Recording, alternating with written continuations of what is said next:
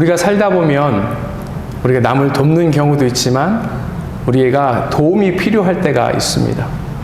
혹시 여러분들은 도움이 필요할 때에 도움의 손을 요청할 그런 사람들이 주변에 계십니까?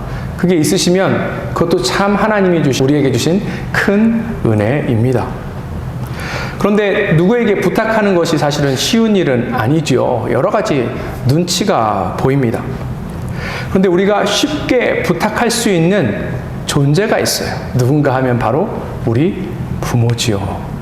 우리 부모한테는 뭐 맡겨놓은 것 찾는 것 마냥 너무 쉽게 부탁하고 그렇게 하는 경우가 있습니다.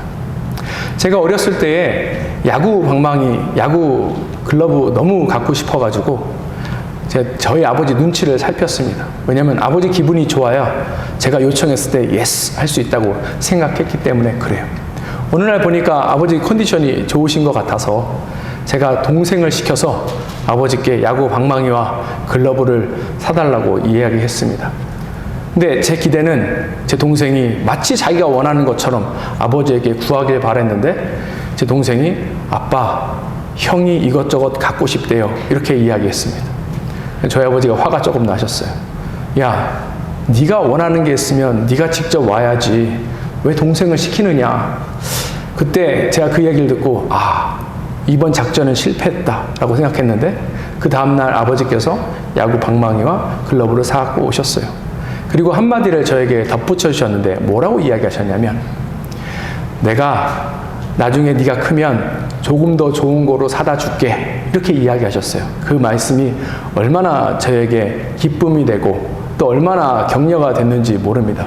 제가 너무 아버지라는 존재로 인해서 든든했던 그런 경험을 갖고 있었습니다. 근데 아무리 부모라 하더라도 자식에게 못 해주는 것이 있습니다. 그렇죠. 그러면 우리가 어디로 가야 할까요? 그때는 우리가 하늘 아버지께 가야 합니다. 하늘 아버지께 가서 우리의 필요를 구할 수 있는 거예요. 성경에는 그 아버지의 성품에 대해서 뭐라고 이야기하시냐면 후히 주시고 꾸짖지 아니하시는 분이다 라고 그렇게 우리에게 이야기하시고 약속해 주셨습니다. 기도는 우리가 뭔가 요청하는 것입니다. 그런데 여기에 우리의 방점이 찍히면 안 돼요. 단순히 하나님 앞에 무엇을 구하기 위해서 하나님 앞에 나아가는 것이 아닙니다. 기도의 목적이 있는데 그 기도의 목적은 무엇인가 하면 우리가 하나님과 더 가까워지는 거예요. 하나님과 더 친밀해지는 것입니다. 그래서 하나님께서 우리를 기도의 자리로 때때로 초청하시는 거예요. 우리와 더 깊은 관계를 맺기 위해서 하나님께서는 우리를 날마다 그분의 자리로 초청하십니다. 이것이 바로 우리가 가지고 있는 기도의 특권입니다. 그렇다면 이 시간 기도의 특권이 어떤 것이 있는지 우리가 성경 속에서 그 진리를 한번 살펴보기를 원합니다. 첫 번째 기도의 특권은 기도는 특별한 축복입니다. 7절에서 왜 기도가 특별한 축복인지에 대해서 설명해 주고 있어요. 함께 읽도록 하겠습니다. 너희가 내 안에 거하고 내 말이 너희 안에 거하면 무엇이든지 원하는 대로 구하라. 그리하면 이루리라. 이 7절을 딱 봤을 때 어느 구절이 제일 우리 마음에 와닿죠? 무엇이든지 원하는 대로 구하라. 이것이 우리 마음에 딱 와닿지 않습니까? 우리가 사실 원하는 바가 있는데 원하는 족족 다 이루어진다면 얼마나 좋겠습니까? 그렇다면 오늘 이 본문은 우리가 원하는 것을 얻을 수 있는 특별한 기도의 기술 혹은 특별한 기도의 능력을 알려주고 있는 것일까요? 이 앞에 요한복음 14장 14절에는 또 기도 응답이 잘 될 것 같은 그러한 기술, 그러한 특별한 능력이 보이는 것 같기도 합니다. 요한복음 14장 14절 보도록 하겠습니다. 내 이름으로 무엇이든지 내게 구하면 내가 행하리라. 우리가 기도 끝에 뭐라고 이야기하고 기도 끝납니까? 예수님의 이름으로 기도드립니다. 그것이 이 요한복음 14장 14절에서 따온 거예요. 예수님의 이름으로 구하면 예수님께서 들어주신다고 이야기하셨기 때문에 그렇습니다. 그러면 만약에 예수님의 이름으로라고 안 하고 하나님의 이름으로 기도합니다. 그러면 응답이 안 되는 것일까요? 성령님의 이름으로 기도합니다 하면은 응답이 안 되는 것일까요? 뭐 그렇게 하진 않죠. 왜냐하면 예수님의 이름으로 구하라 라고 이야기했기 때문에 그래요.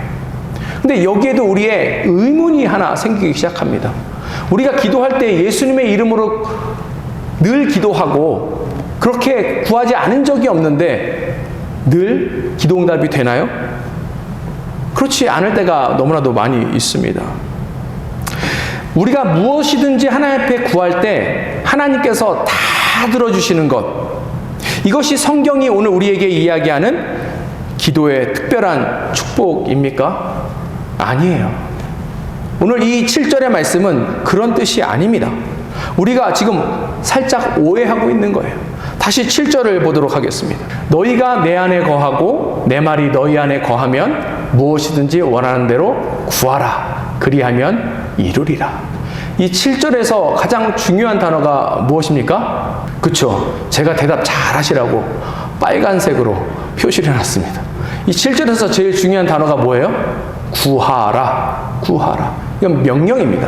하나님께서 구하라 라고 지금 이야기하신 거예요. 그런데 이 뉘앙스가 있습니다.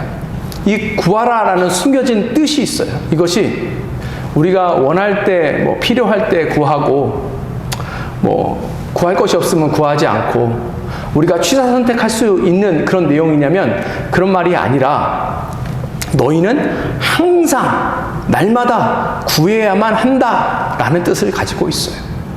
그러니까 영어식으로 표현하면 You must ask 이런 뜻입니다. You must ask. 우리가 꼭 해야 되는 거예요.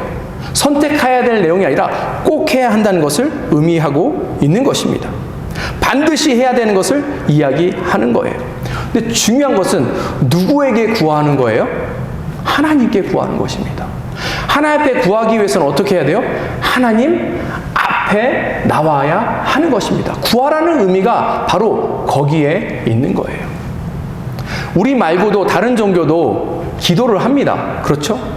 우리 말고 다른 종교도 다 기도해요. 예전에 우리 조상들도 기도했습니다.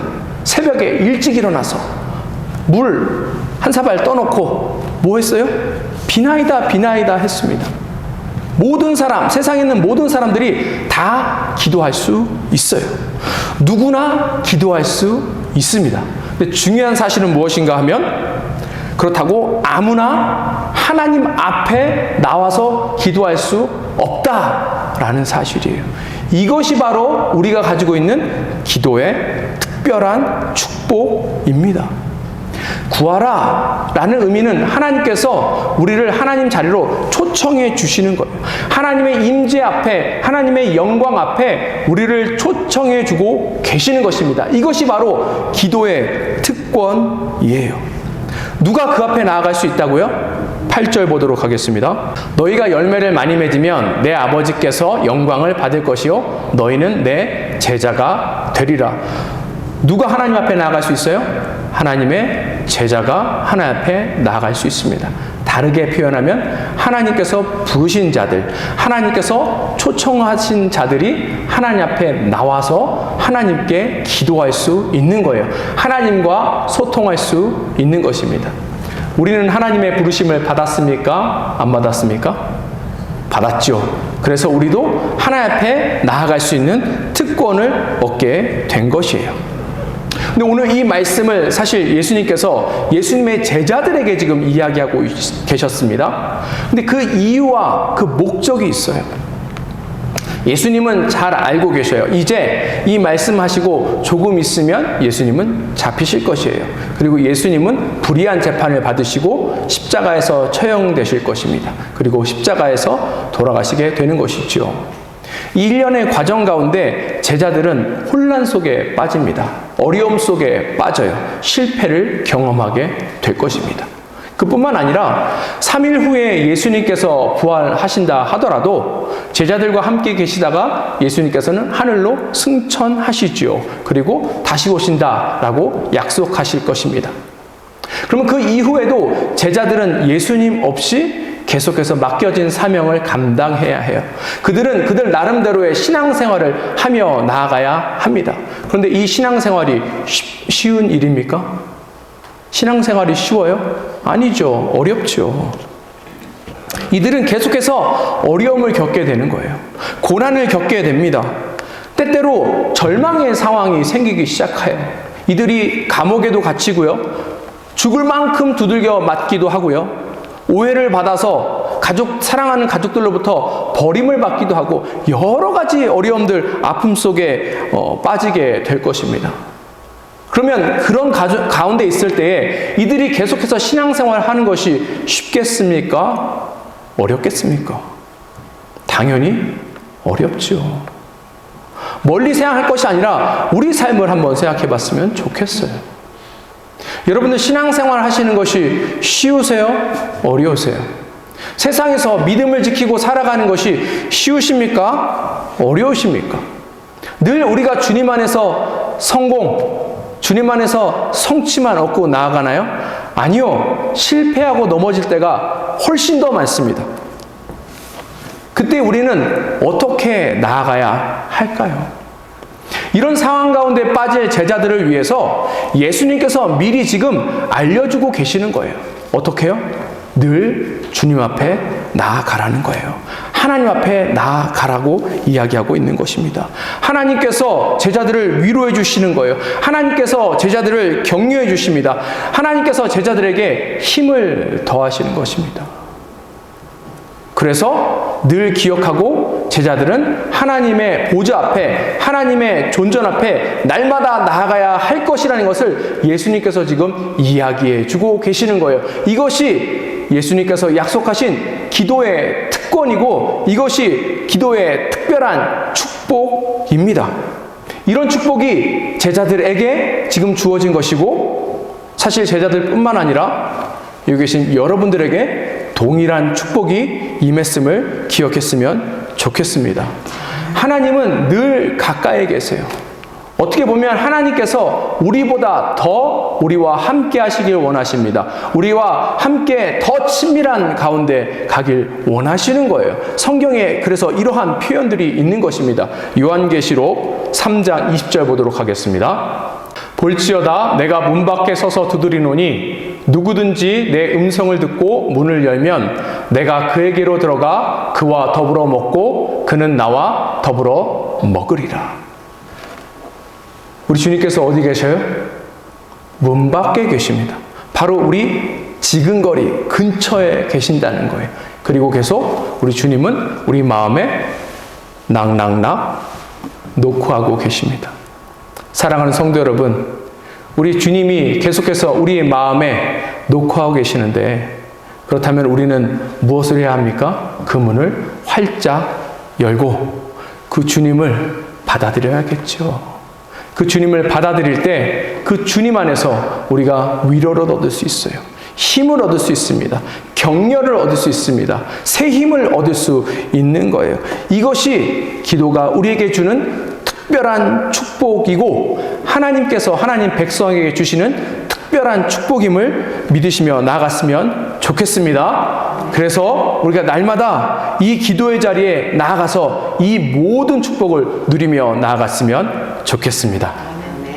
두 번째 기도의 특권은 기도는 응답받는 축복입니다. 성도 여러분, 기도 응답 잘 받으세요? 이걸 수치로 이야기하기는 어렵지만 몇 퍼센트 정도 기도 응답 받으시는 것 같습니까? 몇 퍼센트 기도 응답 받으면 그래도 기도 응답 잘 받는다 라고 생각할까요? 그 야구 보면 그 타자들이 3할 그러니까 한 30% 정도 안타를 치면 잘한다 그러잖아요.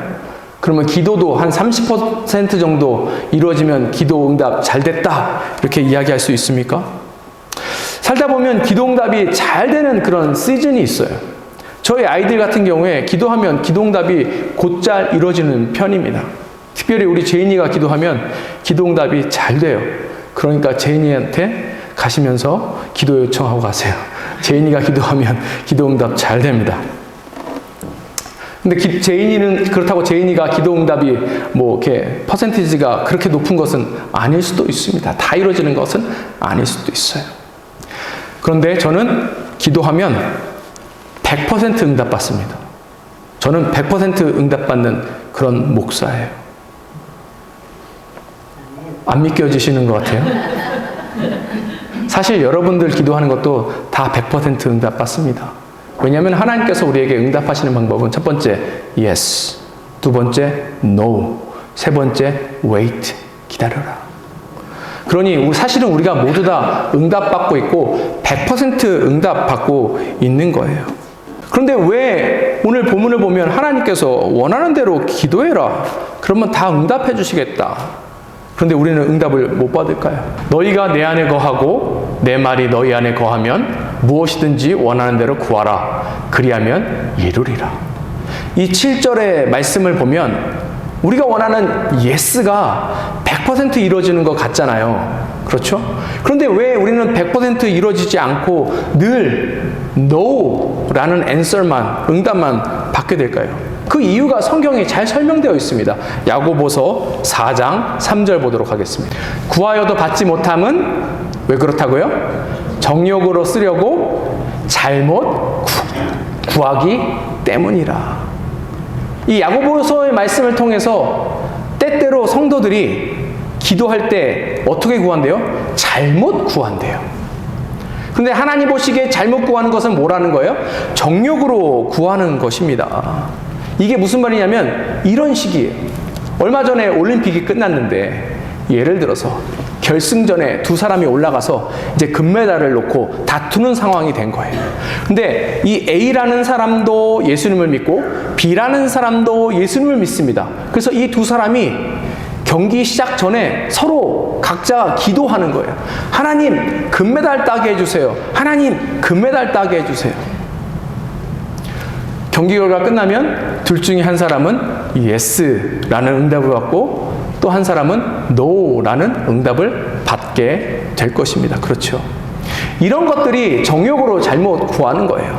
내 이름을 위하여서, 내 유익을 위하여서 성경에서 이야기하는 육체의 정욕, 안목의 정욕, 이생의 자랑을 위하여서 기도하면 그것은 잘못 구하는 거기 때문에 우리를 사랑하시는 하늘 아버지께서 그것을 들어주실 수 없다라고 성경에서 이야기하고 있는 것입니다. 그렇다면 100% yes라는 응답을 받기 위해서 필요한 것이 있어요. 다시 한번 7절 볼까요? 여기 무엇이든지 원하는 대로 앞에 조건이 있습니다. 어떤 조건이냐면 너희가 내 안에 거하고 내 말이 너희 안에 거하면. 우리가 지금 몇 주 동안 계속 똑같은 이 프레이즈를 보고 있죠. 뭐예요? 내가 너 안에, 네가 내 안에. 오늘도 동일합니다. 네가 내 안에, 내가 내 안에인데 오늘은 표현이 좀 다르죠. 예수님께서 나 대신 뭐라고 이야기하셨습니까? 말씀이라고 이야기하셨어요. 예수님께서는 말씀으로 이 땅에 오신 분입니다. 예수님 자체가 말씀인 거예요. 그러니까 내 말이 너에게 거한다는 의미는 예수님께서 우리 안에 거하신다라는 의미가 되는 것입니다. 우리가 몇 주 전에 살펴봤는데 다시 한번 이 의미가 무엇인지 살펴보기를 원합니다. 예수님이 우리 안에, 특별히 말씀이 우리 안에 거한다는 의미가 무엇인가 하면 우리의 마음과 우리의 생각이 뭐로 가득 차는 거예요? 예수님의 말씀으로 가득 차는 것을 의미하고 있는 거예요. 우리가 완전히 말씀에 통제되어서 말씀만 따르고 말씀에 순종하고 나가는 그러한 상태를 지금 예수님께서 다시 한번 강조하시면서 이야기하고 계시는 거예요. 예수님의 생각, 예수님의 마음을 가지고 기도하라는 거예요. 예수님의 뜻을 가지고 하나님의 크신 그 뜻을 가지고 기도하라라고 지금 이야기하신 것입니다. 그럴 때 기도 응답이 이루어진다. 100% yes를 우리가 얻을 수 있다라고 이야기하시는 거예요. 마치 주기도문에 하나님의 뜻이 이 땅에 이루어지게 하여 주시옵소서라는 그 문장이 나오죠. 그것을 이야기하고 계시는 것이죠. 근데 우리는 이러한 말씀을 들을 때마다 우리 안에 불안감이, 염려가 찾아오는 것은 어쩔 수 없는 것 같습니다. 왜냐하면 대부분은 우리가 기도하는 이유가 우리 상황 가운데 무언가 반전이 필요해서 기도하는 거잖아요. 사실 아무리 육체적이고 정욕적인 것이다 라고 성경이 정죄한다 할지라도 우리 안에 어쨌든지 필요가 있기 때문에 하나님 앞에 기도하는 것입니다. 그런데 내 뜻은 다 버리고 하나님의 뜻만 위해서 기도하면 나는 손해보는 것 아닌가? 나는 아무것도 얻지 못하는 것 아닌가? 이런 생각이 듭니다. 어떤 사람이 이렇게 기도하는 거 봤어요. 하나님, 저 11조 만불하길 원합니다. 11조 만불하길 원해요. 이거는 좋은 기도입니까? 나쁜 기도입니까? 이것은 정욕으로 쓰려는 기도예요? 아니면 하나님의 영광을 위해서 하는 기도입니까? 여러분들 제가 대답하지 않아도 잘 아실 것입니다. 하나님의 뜻을 위해서 기도하라고 하니까 그러면 이 기도를 못하는 것 아닌가? 그러면 비즈니스 잘 안 되는 것 아닌가? 이것을 강력하게 하나님 앞에 조르고 구하면 얻을 수 있었는데 우리가 포기함으로 인해서 이것 못 얻는 것 아닌가? 이런 불안과 염려가 찾아올 수 있거든요. 그런데 이 말씀은 그런 게 아니에요. 그런 게 아니에요. 보세요. 하나님의 뜻을 위해서 기도하며 나아가면 사실 우리의 필요는 저절로 채워집니다. 굳이 하나님 앞에 디테일하게 막 리스트 적어놓고 체크리스트 적어놓고 하나님 이것도 주시고 저것도 주시고 하나님 이것은 몇 월 며칠까지 꼭 해주셔야 되는 거예요. 이게 그 듀데이시 오후 5시까지니까 그 전에는 이루어주셔야지 하나님 깜빡하셔가지고 5시 반에 이루어주시면은 이건 안 되는, 그럴 필요가 전혀 없다라는 것이죠. 우리가 주님의 말씀으로 가득 차고 그것을 가지고 하나님 앞에 기도하게 되면 어떤 일이 일어나게 되는가? 우리가 성경에서 이야기하는 저절로 우리가 자기 부인하고 예수님 따르며 나아가는 삶 가운데 나아갈 수밖에 없어요. 왜냐하면 그 기도 가운데, 그 말씀 가운데 우리의 삶이 말씀과 얼마나 동떨어져 있는지를 알게 되는 것이고, 사실은 우리가 말씀 속에 기도하고 묵상하게 되면 그 가운데 감춰져 있는 큰 귀한 보화를 발견하게 되죠. 그 보화 앞에서 우리가 가지고 있는 것, 우리가 가지려고 하는 것, 우리가 구하려고 하는 것이 얼마나 하찮은 것인가를 우리가 깨닫게 됩니다. 그러니 그것을 구할 필요가 나중에는 없게 되는 것이죠. 하나님의 뜻을 가지고 기도하라, 하나님 뜻대로 기도하라 라는 것은, 그래서 우리가 조그만한 우리의 왕국, 우리의 세상 속에서 사는 것이 아니라 커다란 하나님의 나라, 하나님의 왕국을 품고 기도하고 나아가라 라고 하나님께서 말씀하시는 것이고, 이것을 위해서 우리가 기도할 때 응답받는다라는 것을 지금 우리에게 약속해주고 계시는 것입니다. 성경에 보면 솔로몬이라는 사람이 나옵니다. 솔로몬이 엄청난 기도의 응답을 받았어요. 우리 성경에 보니까 솔로몬이 여러 가지 능력도 있고 또 힘이 강했을 것 같지만 사실 솔로몬은 왕이 못 될 수도 있었습니다. 왜냐하면 다윗이 이제 너무나도 연약해서 이제 죽으려고 할 때에 어떤 일이 생겼냐면 솔로몬의 배다른 형제인 아도니아라는 그런 사람이 자기가 왕이다 라고 선포했어요. 근데 혼자만 선포한 게 아니라 주변의 사람들이 도왔습니다. 아비아달이라는 대제사장이 도왔습니다. 요압이라는 군대 장관이 도왔어요. 그리고 다윗의 정적이었던 시므이라는 사람도 도왔습니다. 이것을 지금 우리 시대의 것으로 이렇게 보면 종교 지도자가 아도니아를 지금 돕고 있는 거예요. 그 사람을 서포트하는 것입니다. 그러면 당연히 이것이 그 신자들에게, 성도들에게 영향이 당연히 가겠죠. 또 군대 장관이다 보니까 힘을 갖고 있는 사람이 서포트해 준 거예요. 그렇다면 누가 이 말에 거역하고 반역할 수 있겠습니까? 시므이는 지금으로 따지면 미디어의 역할을 하는 거예요. 주변에서 사람들에게 계속 이야기하는 것입니다. 아비아달이 그 아도니아가 왕이다. 아도니아가 왕이 되어야 한다. 계속해서 그런 상황 가운데 있는 거예요. 하나님의 은혜로 이 솔로몬이 이 정적들을 제거하고 왕이 됐지만 초기에는 여전히 이 솔로몬은 불안한 것입니다. 왜냐하면 계속해서 나쁜 영향이 그 백성들 사이에 있었기 때문에 그래요. 무언가 하나 하려고 해도 마음대로 할 수 없는 그런 상황 가운데 있습니다. 만약에 여러분들이 솔로몬의 자리에 있다면 하나님 앞에 무엇을 기도하시겠습니까? 무엇을 구하시겠어요? 하나님, 저기 나쁜 사람 다 제거해 주세요.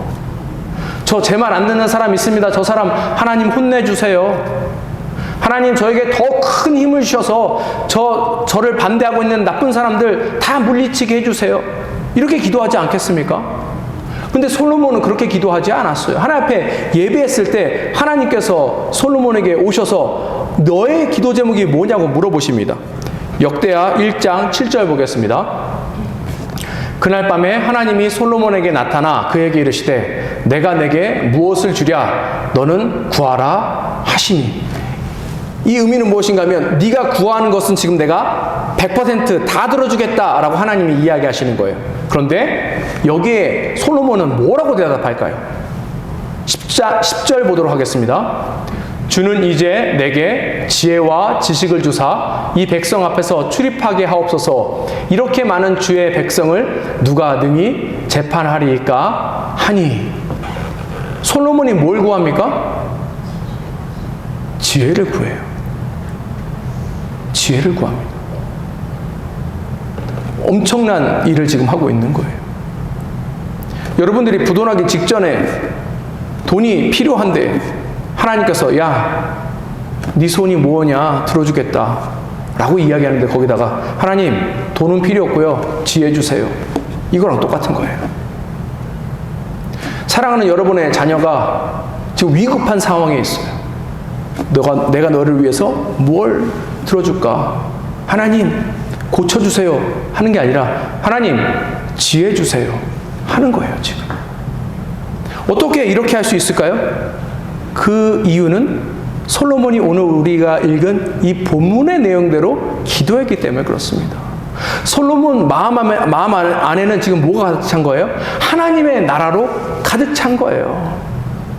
자기가 어떻게 왕권을 강화하고 어떻게 왕으로서 잘할까, 왕으로서 여러 가지 특권을 누릴까에 대해서 생각한 것이 아니고 하나님 나라 백성을 어떻게 하면 더 잘 다스릴까 이거에 대해서 늘 고민하다 보니까 하나님께서 무엇을 원하냐라고 물어보실 때 하나님 저는 지혜를 주셔서 하나님 백성 잘 다스리길 원합니다. 하나님 저는 지혜를 주셔서 하나님 나라가 이 땅 가운데 세워지는데 쓰임받길 원합니다. 지금 이렇게 기도하고 있는 거예요. 근데 그렇다고 하나님께서 솔로몬에게 필요한 것을 안 주셨나요?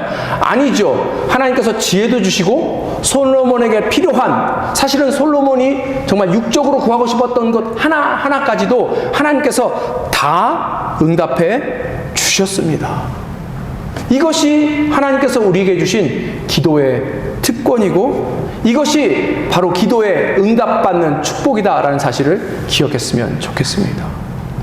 사랑하는 성도 여러분, 조그만한 우리 왕국, 우리 세상에서 안주하려고 하지 마세요. 그것으로 만족하려고 하지 마세요. 그것만 꿈꾸고 나가지 마세요. 나중에 하나님 우리가 만날 때에 부끄러워질 수 있습니다. 하나님 우리에게 보다 큰 세상, 넓은 세상 보라고 이야기하시는 거예요. 우리가 기도 가운데 그것을 깨달았으면 좋겠어요. 그래서 그것을 위해서 간절히 기도하며 나아갔으면 좋겠습니다. 그럴 때 우리를 통해서 하나님께서 엄청난 일들을 하실 거예요. 우리가 기대 못한 놀라운 응답이 우리 가운데 임할 줄 믿습니다. 이것이 바로 응답의 축복입니다. 마지막으로 기도의 기도는 사랑받는 축복입니다. 앞에 잠깐 제자들의 상황에 대해서 말씀드렸는데 예수님은 제자들의 운명에 대해서 알고 계십니다. 우리가 사도행전 보면 이 제자들이 얼마나 큰 어려움과 아픔을 또한 겪는지를 볼 수 있어요. 물론 사도행전 보면 잘된 거, 성령이 인도하시니까 그 가운데 승리한 거, 성공한 것만 나오지만 그 중간중간에 보면 이 제자들이 겪는 어려움도 분명히 있었습니다. 이들은 계속해서 고난을 당해요.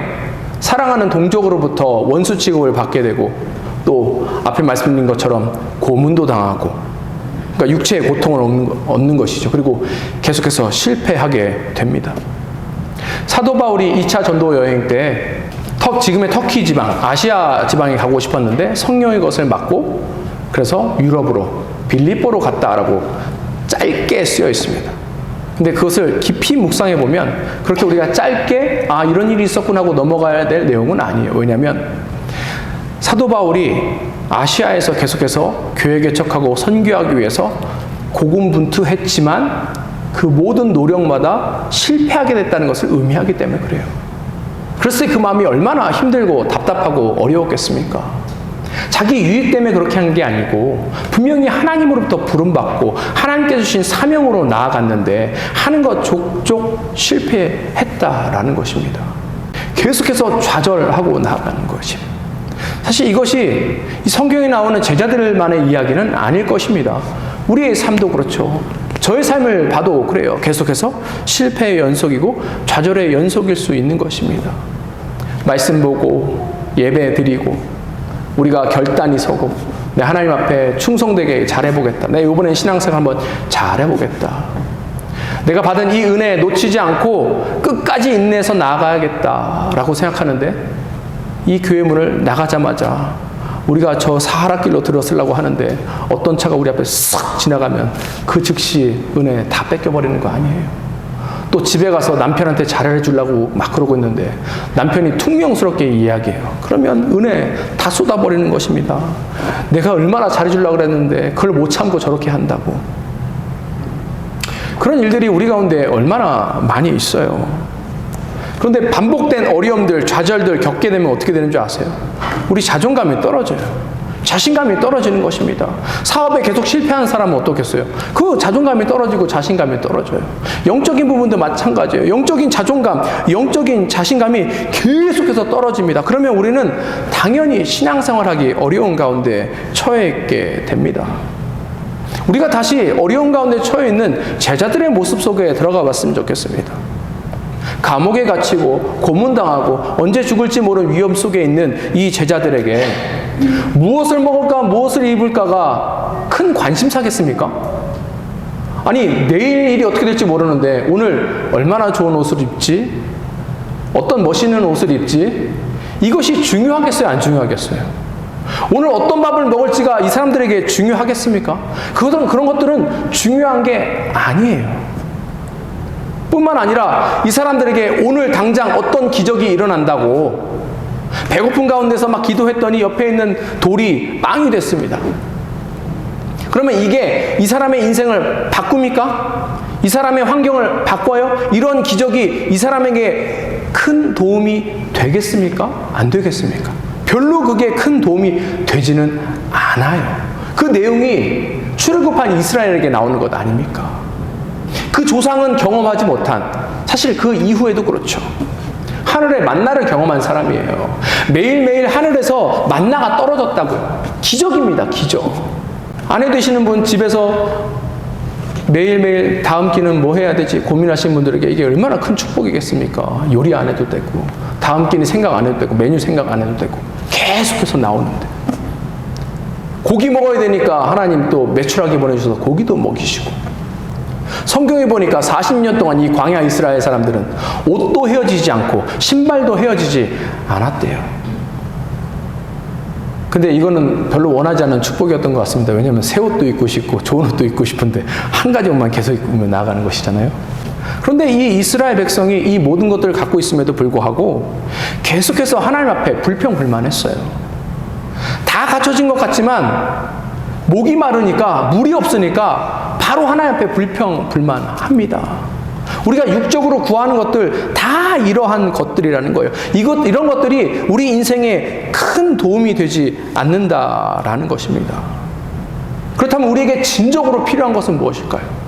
저와 여러분들의 삶에 진정으로 필요한 것은 무엇일까요?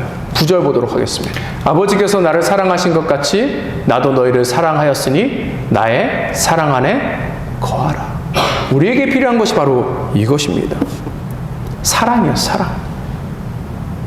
우리에게 필요한 것은 사랑하는 하나님께서 우리를 인정해 주시고 우리를 위로해 주시는 것이지요. 좌절하고 실패해서 하나님 앞에 나와서 하나님 또 못했어요. 또 어려움 겪었어요. 그럴 때 하나님께서 괜찮다. 내가 다 이해한다. 내가 너의 마음을 다 안다. 라고 위로해 주시고 격려해 주시는 것. 이게 필요한 것 아니겠습니까? 고난 속에 처해 있는 제자들에게 필요한 것이 무엇이겠습니까? 바로 이와 같은 하나님의 사랑 아니겠어요? 괜찮다. 끝까지 정진해라. 인내해라. 내가 너와 함께 한다. 내가 크고 놀라운 비밀을 알려주겠다. 매일매일 필요한 그 은혜를 부어주겠다. 이것이 바로 우리가 필요한 것들이라는 사실을 기억하며 나갔으면 좋겠습니다. 사랑하는 성도 여러분, 하나님께서 그래서 우리를 기도의 자리로 부르셔요. 그리고 기도의 자리에 나가면 하나님께서 사랑으로 우리를 위로해 주실 것입니다. 꼭 기억해야 될 것이 하나 있어요. 우리에게 사랑하는 자녀가 있는데 이 자녀가 자꾸 못하고 실망시키고 어려움 준다고 이 자녀를 어디 갖다 버려버립니까? 그런 부모는 없어요. 그런 부모는 없습니다. 그런 부모가 아니죠. 어떨까요? 더 애틋하지 않습니까? 그럼 우리 마음이 더 그 자녀에게 애틋해진다라고요. 하나님이 우리를 이와 같이 애틋하게 여기십니다. 기도의 자리에 나가십시오. 기도의 자리에서 위로를 받아야 합니다. 기도의 자리에 나가서 속상한 일들 다 내어놓고 그 가운데 회복됐으면 좋겠어요. 자녀의 문제로, 배우자의 문제로, 경제적인 문제로 나아가세요. 또 육체의 문제로 나아가세요. 하나님께서 그곳에서 우리를 위로하시고 세우실 것입니다. 주님 안에서 이 모든 것들 누리며 나아갔으면 좋겠습니다. 더 충만한 주님의 사랑을 누리며 나아갔으면 좋겠습니다. 말씀을 마무리하고자 합니다.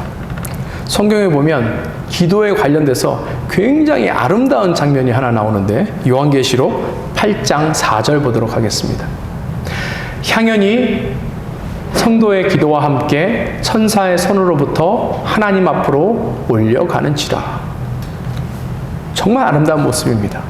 우리가 기도했더니 그 기도가 하나님 앞에 향기가 되는데 그 기도를 누가 가지고 지금 올라가냐면 천사들이 다 가지고 하나님 앞으로 지금 올라가는 그러한 장면입니다. 이것을 통해서 우리가 기억해야 될 것이 있어요. 이 기도에는 차별이 없다는 것입니다. 여기 성도의 기도가 올라간다고 했지 목사의 기도가, 선교사의 기도가, 권사의 기도가, 리더의 기도가 이렇게 쓰여 있지 않습니다. 이 기도에는 차별이 없는 거예요. 또 다른 도움은 필요 없습니다. 다른 사람에게 요청했을 때, 더 믿음 강한 사람한테 요청했을 때 올라가는 것이 아니라 각 개인이 하나님 앞에 기도하니까 이것이 올라가는 것입니다. 그러니 우리가 어떻게 해야 돼요? 담대히 주님의 보좌 앞에 나아가야 합니다. 때를 따라 돕는 은혜를 구하며 담대히 주님 앞에 기도하며 나아가는 거예요. 하나님께서는 언제나 우리를 만날 준비가 되어 계십니다. 하나님께서는 언제나 우리 기도에 응답하실 준비가 되어 계셔요. 그 주님 앞에서 더 풍성한 기도의 유익, 기도의 특권을 누리며 나아갔으면 좋겠습니다. 함께 기도하겠습니다.